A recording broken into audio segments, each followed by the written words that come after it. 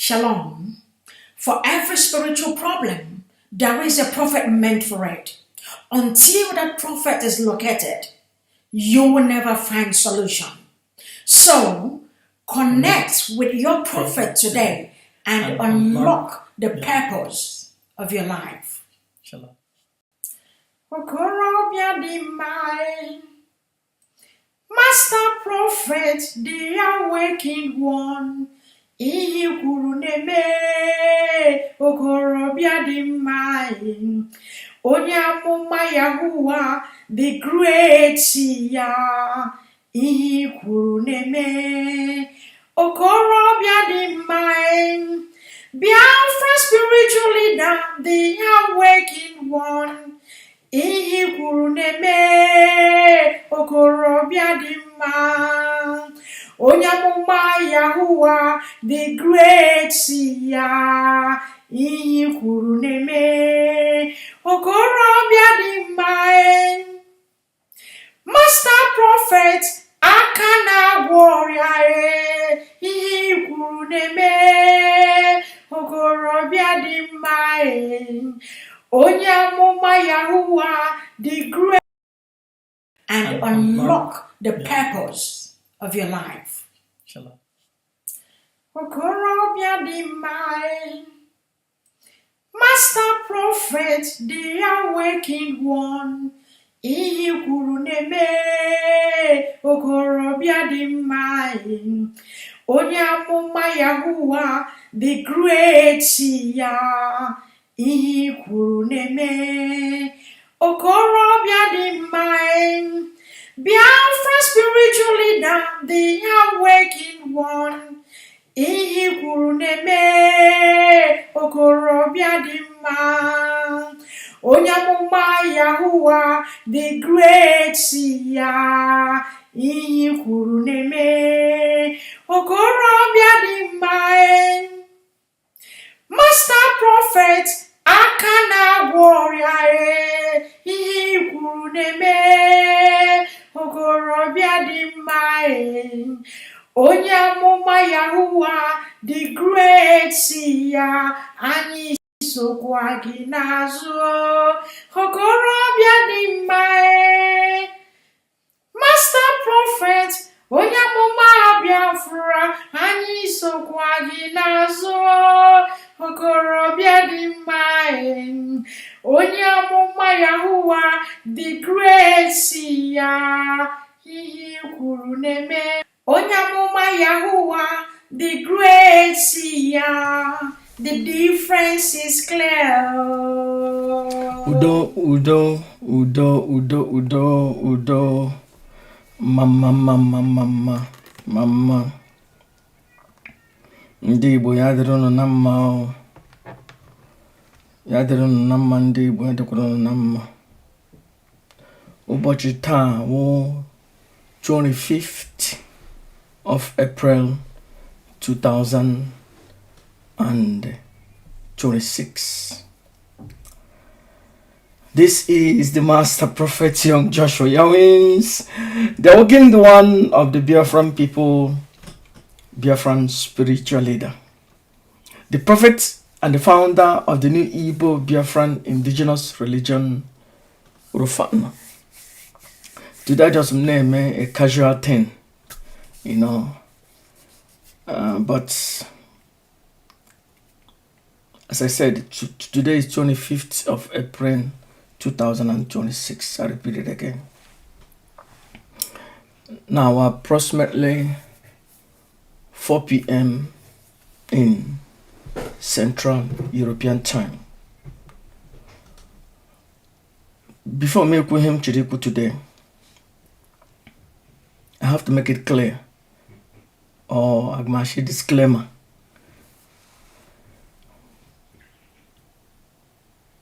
Kanonta, who my friend that we have known for over 26 years,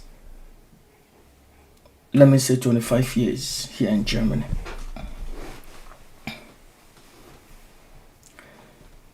And he's also my in-law.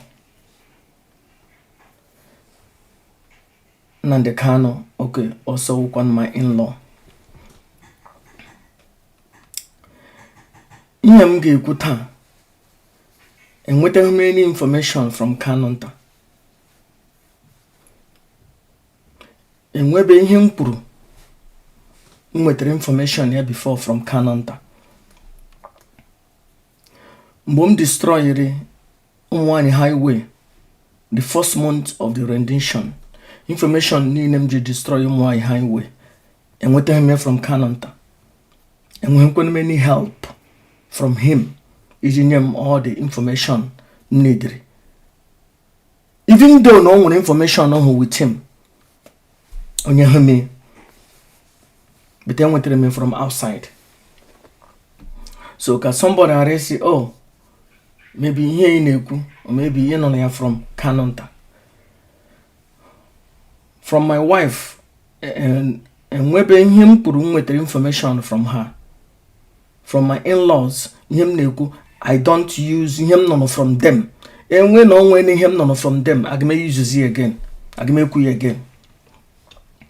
I'm just making it clear. Because somebody at AJ put from woodwork say, oh no, oh maybe oh this, and I may use information on none from anybody.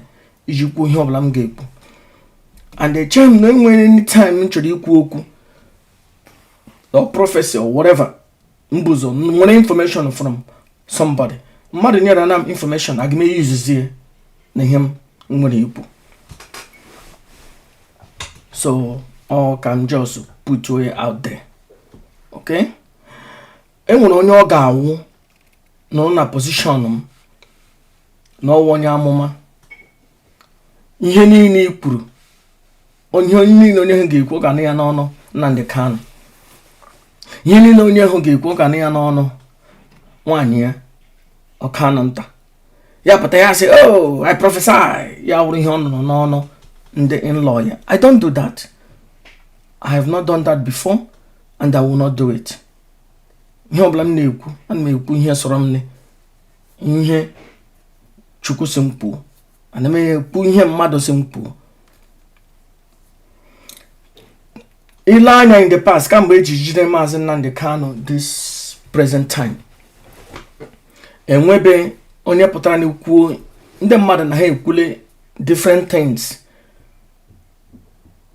Ana eme accuse ndị IPOB. I want to put it out there. Information on ne enye enwetere me third month of the rendition. Third month. May I just domain evaluating and now I want to say it out. And what me exactly second or third month of the rendition. Come in here put today. I got my kowa in here na the rendition. And I don't think that Maazị Nnamdi Kanu really know what happened to the rendition. Ihe mere eji jide. But only ke kowa from ishahi egidere na ihe mere. But echem normal. Ihe mere ni before abegide. Today I gonna put you in two scenarios. That means namely two different kinds of things. See? Menene. But before me kwuo enweghị ndị na-eme accuse DOS na DOS rere Nnamdi Kanu, or na-eme accuse nene ya madam nene ya anya, or na-eme accuse Kanu nta. Ndị are rubbish. That's not true. Enweghị onye DOS were ne phone kpọọ sị lekwa ebe Nnamdi Kanu nọ. As a matter of fact, they don't know.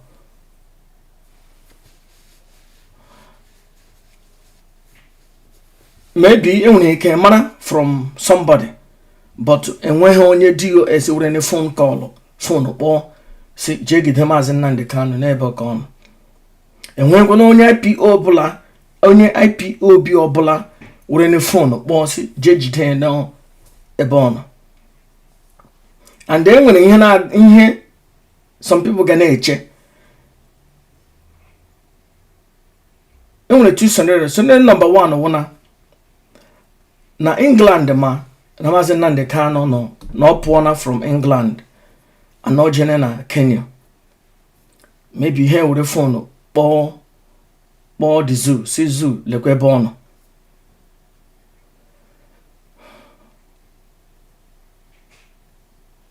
Yeah, might be in here most of the people in nature. Yeah, was scenario number 1. That maybe there might be possibility na no tone, but muna wem agme renti as 35%. And when another one, me feel it. I me feel it now. Nyamne jigide Maazị Nnamdi Kanu wona. No one a certain woman. That a woman, come say a woman, I want them to ask him that a woman with a phone call. Now, born a Biafran land all the time, they discuss in here Masara Nnamdi Kanu. And they discuss with a certain person, a lawyer, and not knowing that lawyer on a radar in the zoo. That zoo na monitor, zoo na tapo phone call here. Now I repeat. Enwere na a woman no na akpọ somebody no na zoo, and that person no na akpọ amana in the zoo na monitor the phone calls. Onga ndị zoo ji mata na ndị zebiro no na Kenya. In one of the vision ebe Maazị Nnamdi Kanu ebe Maazị Nnamdi Kanu jere ihe dịka ebe a na-ere mama, a kind of mama put. Ihe otu nje hụ ya na vision. Nhụkwa na enwere ihe dịka monkey nọ n'elu osisi. Amana monkey hụ n'elu osisi na awọchi ya. Ihe otu nje hụ ya na that vision na Kenya. Yeah, my first time I project hụ ihe megene na Kenya. Ejebe miembo physically or spiritually. Ihe otu nje hụ ya na vision na Maazị Nnamdi Kanu na ọ dịka o jere a place a na-ere ihe dịka mama put. Otu nje hụ ya. A woman na-ere mama put. Ya dịka o jere beto ma na enwere spy ndị nọ na monitor ya. So otu nje hụ ihe ame efili agama enye ihe this second scenario no na that oga wo the possible ihe menene ejigide Maazị Nnamdi Kanu na enwere woman or na nwanyị or kam so ya n'Igbo ya somebody hara itimo okwu n'ọnụ enwere nwanyị were ne phone na akpọ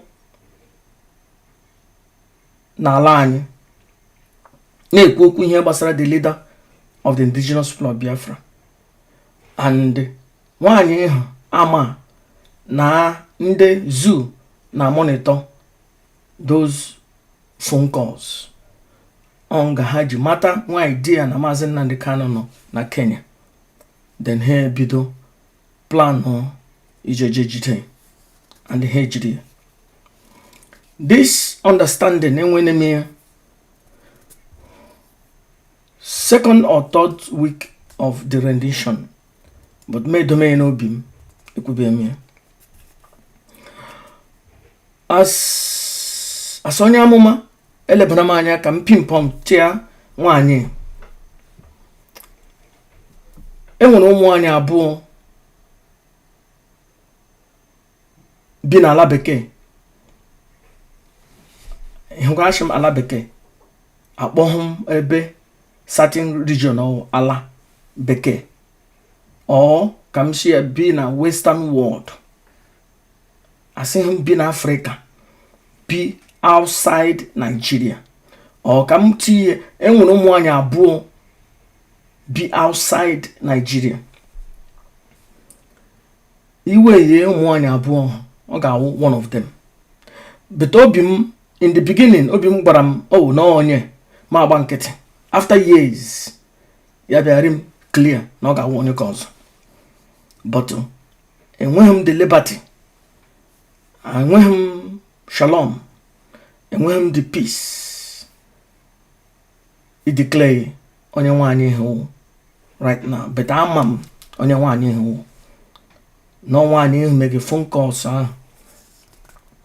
with that discussion with nwoke ahụ n'ala Igbo, and nwoke ahụ kwanụ adị m enwekwara na ụmụ nwoke abụọ nche na ọ ga-awụ, but finally a pinpoint ya na m a certain man nye ahụ. Also enweghị m the liberty to declare it. This rumor na-aga all along. Oh no, DOS rere Nnamdi Kanu. Oh no, Kanu rere Nnamdi Kanu. Oh no, nne ya nyere ndị ahụ bullshit. Oh bullshit. But this ihe abụọ na m wetere. Achọrọ m iweta otu ihe. Achọrọ m iweta ihe abụọ. Because achọrọ m ka somebody team na a box. So ewetere m ihe abụọ. Si no ihe abụọ na awụ ebe mmiri ji baa n'opi ụgbọgịrị. And me wetekwenu na ọwụ ụmụ nwoke abụọ na wụ ihe mere mmiri ji baa n'opi ụgbọgịrị. Enwere nwoke wụ onye ọkaiwu, nwaanyị ihu bi na ala bi outside Nigeria na akpọ na phone. Ofu nwoke wụ onye lawyer, ofu awụghị onye lawyer. But as they are working the one, obi ma agbala m lekwe the certain person ọwụ. But ugbu a anọghị m at liberty to declare it, because even in declare here now, ọ ga-awụ on my best interest. Maybe they will still use it against me. Jim G reconcile ya ndị IPOB, because ihe na-eme na awụ ndị IPOB niile gbara Nnamdi Kanu okwu. Nnamdi Ezebinyo gbara ya okwu for these 4 years. Nnamdi Kanu etoro ne ha olive branch. Instead I rebuke ha, instead iwepụ ha, ya sị oh na onye ọbụla akparịkwala ha. But here nde sabotage gị for this 4.5 years. So aga m eje m ịga, for example, nga enwe na ọgụ nwoke na nwaanyị ya, nje nga anọrọ in the middle, or maybe na-adọ nwaanyị n'azụ ka m je dọpụta ka di ghara ikugbu ya. At the end of the day ha ga-emeji Jim sim oh na mgbe ohu m dọga ya aka ahụ n'azụ, maybe na m na-apị ya aka sọnwụ ya, or maybe na m na-arịrị ya aka n'ike, ya na di Jim G mejiri.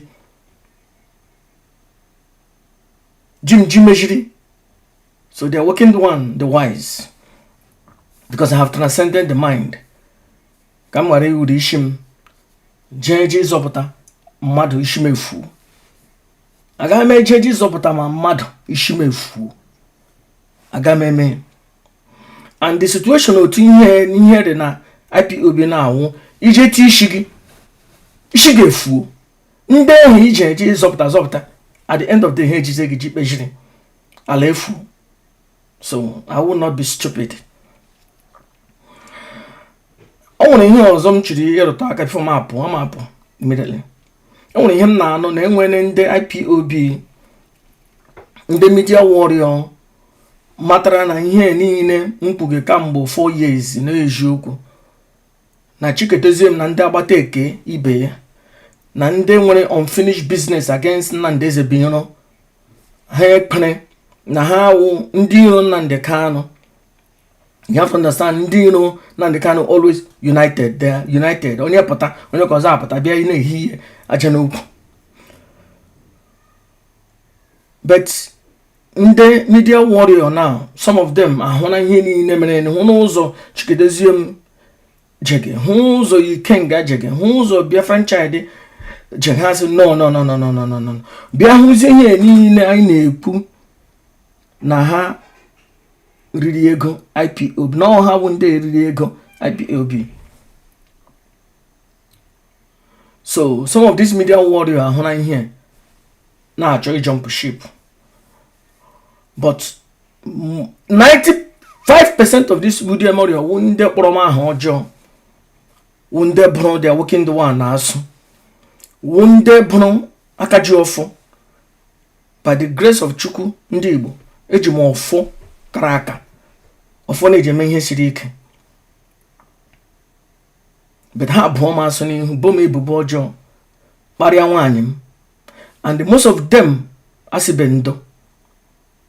But hey, shi na-azụ na-eje si onye na no. Imejọ they are working the one. Imejọ m jee kwe na program ohe inu mejọ m si Master Prophet ndo ikwu gị ihe na m ka gị, ime gị ihe na m ga-egbuli gị, ime gị ihe na m kachi gị, but ime gị no ihe kwesịrị omume gị sikwa na agememe because of Master Prophet is nothing. Maybe you come iji ego, maybe you come ịma mma, maybe you come ịgbadi mkpa, but you can't kwachi mo. Because okay, say to go one day, but they are working the one. Get back akwa si chim nde broma hojo, nde broma ebubo, nde si na mmuke, ele mgbe ị ga-eje lọtara m ọgụ. I am confident na ihe na-eje n'ozi na ihe na-eje m ozi ga-aga lụọ na m ọgụ. Asị m onye hụrụ na ihe niile Chikedozie m na Ojuofo na ndị na-akụrụ ha ekpe na ndị na-akụrụ ha ogele na ndị na-eyi ha aja n'ukwu mere kamgbe 4 years mkpuge na eziokwu. So m nọ chọma ịbịachi back nọ ga-arịọ m ma nna achọghị ịrịọ Nnamdi Kanu ke ha gbasaghị m, ma nna achọghị ịrịọ family Nnamdi Kanu sibling Nnamdi Kanu ke ha gbasaghị m, but nọ ga-arịọ dia working the one nọ so kpọ ahụ ọjọọ nọ ga-arịọ m. Maybe ndị ka ọzọ achọghị ka arịọ ha arịrịọ, achọrọ m because mmejọ mmadụ truly mmejọ mmadụ mata na emejọ m onye ahụ. Ebe ọbụla m nọ bụ onye ahụ kwuo ihe ọjọọ gbasara that person, ana m apụta bịa kụzie ya maka ihe anyị na-emewu ihe mmụọ, ihe awụ ihe ndị je chọọchị jekọọ aka na onye ọcha agbara anaghị ihe ewu ihe mmụọ, ihe agbara na-eme ivi ya egbu onye na-enye ya erimeri, gbuo ya, gbuo nwa, gbuo ụmụ ya, gbuo generation ya wụrụ onye ọzọ. So mmadụ na-eme ihe ị ga na-edomaka gị ọcha. Ana m try my best idemaka m ọcha. So ọrịa onye ma enwe onye pụtara na from ịgịda ga-agba ọzọ Chikedozie m na ndị DOS and ịgbara m okwu ọjọọ, ịkpọrọ m aha ọjọọ, ịkparịrị nwaanyị m. I'm expect na ị ga-asị m na ị ga-ejekwe na onyonyo ahụ sị hey, you don't need ịkọwa ihe niile i kwuru just to save your achọrọ m ka i save your face. Akọwala ihe niile i kwuru, enidịghị m ya, just to say Master Prophet ndo na anyị chere na-atụ ashị in those days. Ugbu a na anyị hụna na Chikedozie m na Ojuofo sendere latitude eri ego nọ na akaụntụ IPOB, which you stated in the 2nd month of the rendition with evidence. Na ihe niile anyị kwuru about you ndo gbara. Maybe ịka m mma, maybe ịka m ogologo, maybe ịka m iji ego, but omenala ọdịnala Igbo mere expect na ị ga-asị onye ahụ ndo, even nna na-asị nwa ya ndo. So maybe ịtọrọ m isi m ndo na-awụ m nwa gị, obi ga-arị m ụtọ. So emere m expect na ị ga-asị m ndo, and surely as Chukwu liveth, onye mejọrọ m sị m ndo aga m agbaghara na, because mgbe ahụ onye ahụ wụrụ na onye aka ya dị ọcha and they are working the one. ana akwafu ọbara nakwa ma akwafu ọbara onye aka ya dị ọcha ihe ọbụla m na-eme weta ogu onye ogu m gidere onye ji aka gbuo onwe because onye mebiri aha m fechasị aha m na nwaanyị m mechaa matakwa na ihe mere adị mma nọ na njọ na-anya isi ga nwoke dị nwaanyị ga-ebekwa akwa mbekwa akwa ihe na-agara m oji ihe m na-agara oji chukwu ndị mmiri ọta mmiri na nwaori na ndị ezumezu ha ka nnukwu olu dị awoken one from the land of the Ashkenaz and ha ga-eji lụọ nakwa m ọgụ. Anyị chọrọ m ka IPOB bịa n'ọnụ as one. That's my intention. IPOB gbakọta ọnụ ndị nọ na social media, ndị nọ n'ụlọ kpọnọgidigbam with the Supreme Commander, ndị na-ekwu okwu na internet 90% n'iche 5% n'iche. Achọrọ m ka unite ya, so that unite ya ọbara na-akpafu n'ala Igbo ọ dị eme mma, ọbara ndị mmadụ a na-akpafu n'ala Igbo adị eme mma, ndị a na-atọrọ n'ala Igbo adị eme mma. Achọrọ m ka enwe udo, ka enwe udo in the land of my ancestors. Ekele m nnu ya rịnụ na mma. Taa wụ 25th wụ Saturday 2026. I, the working the one, Biafran spiritual leader. Asị m ya dọrọ na mma, ya dọrọ na mma na-eke oye afọ mkpọ anya na-anọ ka ala Igbo. Asịkwana m ndị na-agba Nnamdi Kanu ụkwụ, odo na Nnamdi Kanu hapụrụ ha ka ha gbama ya okirikiri, gbama ya ụkwụ dime ya ụgbakọrọtịrị. Rịọsịrị hapụ ha, nye ha onlishie ha, ha na-asabotachi na-eri ụgbakọrọtịrị na-egbu ya mma mmiri. Aga magharị ndụ hụ na mmadụ na-asabotachi na-eri m ụgbakọrọtịrị ma hapụ onye ha. But Nnamdi Kanu choose to allow them. Even ndị ọma awụ ndị na-eri ya ụgbakọrọtịrị ya na maybe na-pretend na ndị ahụ a na-eri ya ụgbakọrọtịrị. No, I have nothing to say. Nnamdi Kanu who IPOB who Nnamdi Kanu who DOS who Nnamdi Kanu. Nnamdi Kanu can reshuffle chupusha ndị niile ya from A to Z. Maka ọ ya nwe ya aya creatory ihe wụ property ihe wụ IPOB wụ nwa ya aya nwe. Ga chọ ihe je create a group nke gị. Ma chọ ihe I, the working one, I can go and create my own group. So much when I create my own group, ma hapụrụ na Nnamdi Kanu IPOB o creatory just na-ele ihe bara be ilem. And here awụ otu m jiji mee ya because ọ chọghị ime ihe m gwara ya. Chụpụ share, chụpụ Chikedozie m, chụpụ everybody nọ na DOS, chụshie ha niile, aka ha adịghị ọcha, ha wụ ndị ụchụ, chụshie ha niile. Webata new people, include with the Madam Nene anya in this new DOS. So that ndị ọzọ na ndị gịda agbagawa na ndị nọ n'ime ọhịa na-akọrọ na ha ekpe mgbe nke ị ga-amatazi na oke nọ n'ụlọ gburu oke nọ n'ama na ofurife ogiri nọ na ngịga. Enwe nwanne Nnamdi Kanu ma ọwụ ikwu ma ọwụ ibe ma ndị agbata obi ma onye afarụkwa ibeko ha na Chikedozie m na-arụ ọrụ, onye ahụ wụ onye iro Nnamdi Kanu.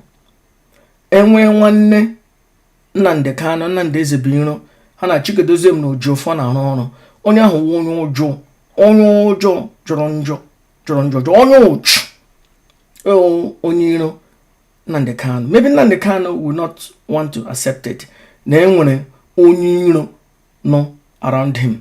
Marakwa na IPOB wụ family, one family. Nnamdi Kanu maybe ọ chọghị ikwete na onye iro nọ na the family, which is just IPOB. But enwere ndị na-eri ụgbakọrọtịrị na-egbu ya mma mmiri, na-ehi ige ndị iro ihe, na-ehi ige ha aja n'ukwu, na-epushu ha, na-enye ha legitimacy. Chineke ala efu onye na onye ma mmadụ na-egbu ya, onye ma mmadụ na-egbu ya. Chineke ala efu onye. Ala Igbo na-agba aghara na onye na nwanne ya pụji ịchụ nta ahapụ nta na-achọ agbịrịgba ọkpa nwanne ha. Chineke ala Igbo efuone, ala Igbo efuone, ala Igbo efuone, ala Igbo efuone, ala Igbo efuone. Chineke ihe ọjọọ adịkwa mma. Chineke ihe ọjọọ adịkwa mma, ihe ọjọọ adịkwa mma na onye ma mmadụ na-egbu ya, onye ma mmadụ na-asabọtachi ya, na okenu n'ụlọ jerezi na-ehi na okenu na-ama aja na-afụrụ na ya brizi ya na-atụ ọnụ ndị niile na-eri Nnamdi Kanu gbakọrọtele. Enwe family member na-ehi na ha aja n'ukwu. Chineke ala efuone, ala Igbo na-agbaghara ara, ala Igbo na-agbaghara ara. Ekele m nna, biko ozi a tụkasịanị ndewonu.